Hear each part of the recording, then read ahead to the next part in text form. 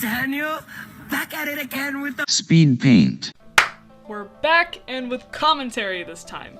I think it's a lot more interesting to watch speed paints when someone is talking over it, so you get to listen to me ramble. Also, I hope you like the new animated sprite in the corner. The poor thing desperately needed the update. So as a character designer in this generation, it's very important for me to understand how designs that I create can translate into a 3D form. Most animated entertainment is done through CGI nowadays, which makes it even more crucial for 3D modelers and painters to be able to turn 2D concepts into 3D. From what I can tell, if I were to put myself in the shoes of a 3D modeler, y'all are amazing by the way, I don't know how you do half the things that you do. I think turnarounds are the most helpful way to model characters from scratch, so, wanting to do this professionally, I figured I should get used to making turnarounds. For my first ever attempt at this, yes, I have never made a turnaround prior to this in my life. I knew that I needed to use a character that I'm very familiar with, which made Ivy Sage the primary candidate.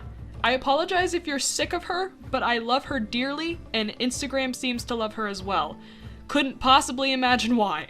Not to mention, I also needed an official reference for her since I was just using paintings that I had made of her for reference before this. And also, if I play D&D, I tend to use her as my character because that's why she was concocted originally so many years ago. She is a ranger, which makes me incredibly useless as a party member, but god dang it, I'm already committed and I can't go back now. Ivy's design has changed quite a bit since I first made her. She used to have a typical samey white girl face, basically no shape language, and really weird design choices like this tail and the fluffy triangle ears and the boots. It's for more or less giving Wolfie Chew vibes, which is not the direction I want my art to go in at all. The only things that I've really kept consistent are her color scheme and her silhouette. Green, orange, and brown is one of my favorite color combinations ever. Thank you, Kim Possible. And I love the silhouette of the giant braid and the cat features. Of course I've improved with shape language to make the silhouette even better, but I had a good starting point. I should probably talk about what I'm doing. Right now I'm just sketching in the different angles that I want her in, which are a front view, a 3/4 view, a profile, a back-facing 3/4 view, and a full-on back view. From there, a modeler can kind of piece the rest of it together using their own god-given skills. I'm also using 2 grid lines, one for the top of the skull and one for the floor. If I were making a turnaround for a project produced by a big company, I would be using the classic 8 or 7 head guidelines, but this project isn't for a company, so I was lazy. There's a couple of slight errors in the final reference because I was being lazy, but they're not evident enough to redo it entirely. Plus, I'm pretty sure I'm the only person that's going to notice. To the fellow artists watching this, does that happen to you too? There's something just slightly off that you notice but feel like if you talk about it, you'll make it obvious to everyone, especially the people that wouldn't have even taken a second look to begin with.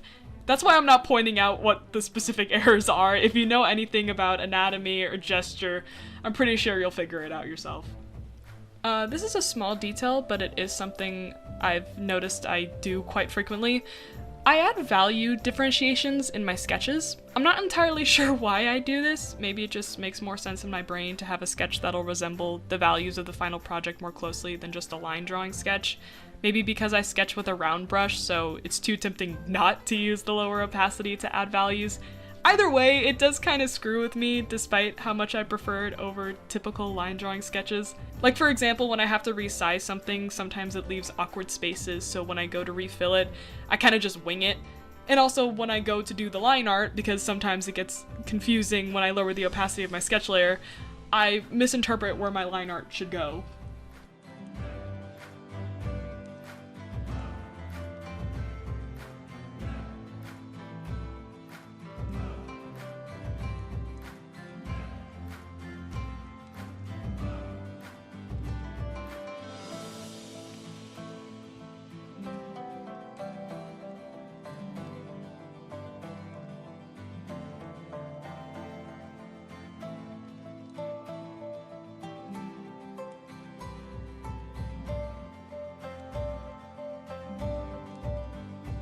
Speaking of line art, that is the next step.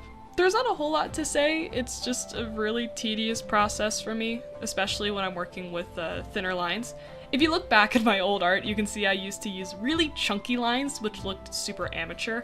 When I do really polished pieces, I use really thin lines now to keep everything looking clean, but I still do love chunky lines for chibis.